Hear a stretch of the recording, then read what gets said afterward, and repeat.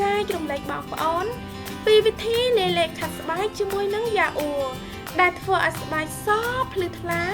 និងភ្លឺរលោងម៉ត់ថៃគួរឲ្យចង់ស្ទាបបង្អែលវិធីខាត់ស្បែកនេះមិនត្រឹមតែជួយបង្កើតឲ្យមានពន្លឺធម្មជាតិនៃស្បែកនិងការពារការកាត់មុនបានប៉ុណ្ណោះទេតែថែមទាំងជួយកាត់បន្ថយនូវការលេចចេញនូវស្នាមជ្រីវជ្រួញបានទៀតផងទាំងបុរសនិងស្ត្រីអាចប្រើរូបមន្តនេះបានតោះទៅមើលពីរបៀបធ្វើទាំងអស់គ្នាដើម្បីលេលេខាត់ស្បែកនេះយើងត្រូវការយ៉ាអ៊ូរសជាតិសាបបន្ទាប់មកយើងត្រូវការលេលាបស្បែកឲ្យសលេប្រភេទណាដែលបងប្អូនមានបន្ទាប់មកទៀតយើងត្រូវការម្សៅកាហ្វេហើយយើងត្រូវការសាច់អំពិលទុំនិងចុងក្រោយយើងត្រូវការក្រូចឆ្មាជាដំបូងយើងត្រូវដាក់យ៉ាអ៊ូ2ស្លាបព្រាបាយយ៉ាអ៊ូមានផ្ទុកអាស៊ីតឡាតិកអាស៊ីតអាល់ហ្វាអ៊ីត្រូកស៊ីតដែលជួយជំរុះកោសិកាស្បែកងាប់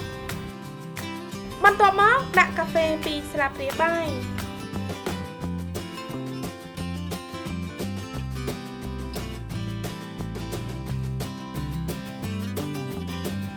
រួចហើយដាក់លេលាបស្បែក1ស្លាបព្រាបាយ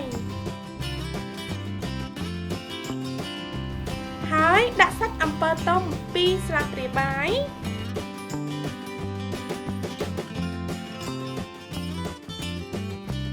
និងចុងក្រោយដាក់ទឹកក្រូចឆ្មា1ស្លាបព្រាបាយ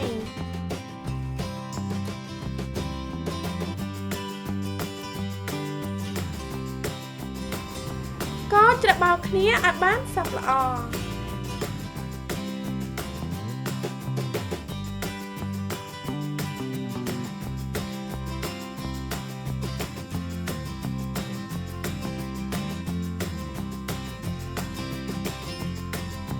លេខខាត់ស្បែករបស់យើងគឺបានរួចរាល់ក្នុងការប្រើប្រាស់លាបនិងម៉ាស្សាវាថ្នមៗនៅលើផ្ទៃមុខនិងនៅលើផ្នែកនៃដងខ្លួនឬកន្លែងណាដែលបងប្អូនចង់ឲ្យសដោយការប្រើរូបមន្តនេះជាប្រចាំបងប្អូននឹងទទួលបានស្បែកដែលទន់រលោងនិងសម៉ត់ថៃបន្ទាប់ពីលាបវារួចរាល់ហើយទុកនៅលើស្បែករយៈពេល15ទៅ20នាទីទៀតសម្លៀងទឹកចេញជាមួយទឹកធម្មតាលាបឡេឬក្រែមផ្ដល់សំណើមដែលបងប្អូនមាន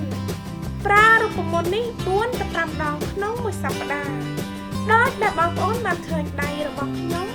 មើលទៅសស្អាតនិងភ្លឺជាងមុនតាំងពីការប្រើប្រាស់លើកដំបូង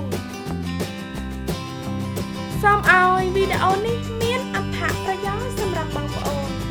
សូមចុចលើទាំងវីដេអូខាងលើដើម្បីមើលរូបមន្តនិងកន្លឹះបន្ថែមទៀតសូមអរគុណសម្រាប់ការទស្សនាខ្ញុំនឹងជួបបងប្អូននៅវីដេអូបន្តទៀតបាយបាយ